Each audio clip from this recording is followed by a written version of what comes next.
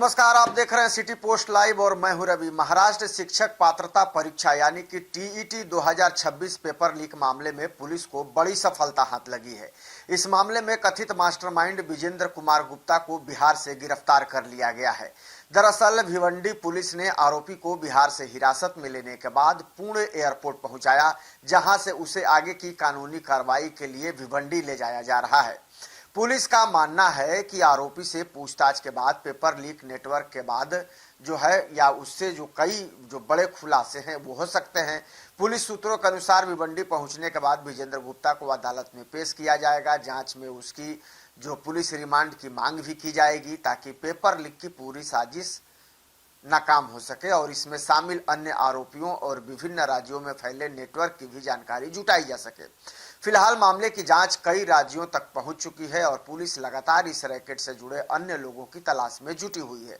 गिरफ्तार आरोपी विजेंद्र कुमार गुप्ता मूल रूप से बिहार के समस्तीपुर जिले का रहने वाला बताया जाता है। हालांकि स्थानीय लोगों का कहना है कि वह लंबे समय से अपने गांव नहीं आता था। पुलिस अब उसके पुराने संपर्कों, आर्थिक लेन देन, बैंक खातों और परीक्षा माफिया से जुड़े नेटवर्क की गहन जांच कर रही है।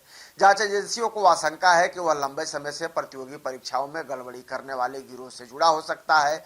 दरअसल महाराष्ट्र में 28 जून 2026 को शिक्षक पात्रता परीक्षा आयोजित होनी थी, लेकिन परीक्षा से ठीक 24 घंटे पहले प्रश्न पत्र लीक होने की सूचना सामने आई, जिसके बाद परीक्षा व्यवस्था पर एक बार फिर से सवाल खड़े हो गए। पुलिस ने तत्काल जांच शुरू की और भिवंडी पुलिस ने एक बड़े पेपर लीक रैकेट का खुलासा करने का दावा किया। जांच के दौरान पुलिस को जानकारी मिली कि कुछ आरोपी करीब 1.5 करोड़ रुपए में टीईटी का प्रश्न पत्र बेचने की तैयारी कर रहे हैं। इस मामले में पुलिस पहले ही 3 आरोपियों को गिरफ्तार कर चुकी है। उनके कब्जे से परीक्षा के 4 अलग अलग प्रश्न पत्र सेट भी बरामद किए गए हैं। इन्हीं आरोपियों से मिली जानकारी के आधार पर जांच आगे बढ़ी और पुलिस कथित मास्टरमाइंड विजेंद्र गुप्ता तक पहुंचने में कामयाब हुई।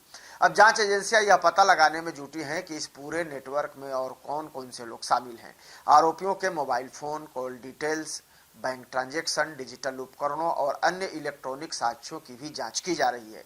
पुलिस को आशंका है कि यह नेटवर्क केवल महाराष्ट्र तक सीमित नहीं है, बल्कि इसके तार दूसरे राज्यों में भी सक्रिय परीक्षा माफिया से जुड़े हो सकते हैं। देश भर में लगातार सामने आ रहे पेपर लीक के मामलों के बीच महाराष्ट्र टीईटी पेपर लीक कांड ने एक बार फिर परीक्षा प्रणाली, पारदर्शिता और सुरक्षा पर गंभीर सवाल खड़े कर दिए हैं। सरकार और जांच एजेंसियां ऐसे संगठित गिरोहों के खिलाफ सख्त कार्रवाई का दावा कर रही हैं। साथ ही भविष्य में प्रश्न पत्रों की सुरक्षा सुनिश्चित करने के लिए आधुनिक तकनीक, डिजिटल निगरानी और कड़े सुरक्षा प्रोटोकॉल लागू करने की पर भी जोर दिया जा रहा है। फिलहाल जो विजेंद्र गुप्ता है उसकी गिरफ्तारी के बाद जांच और तेज कर दी गई है। पुलिस को उम्मीद है कि पूछताछ के दौरान पेपर लीक की पूरी साजिश, आर्थिक लेन देन और इनमें शामिल अन्य लोगों की भूमिका से जुड़े महत्वपूर्ण तथ्य भी सामने आएंगे।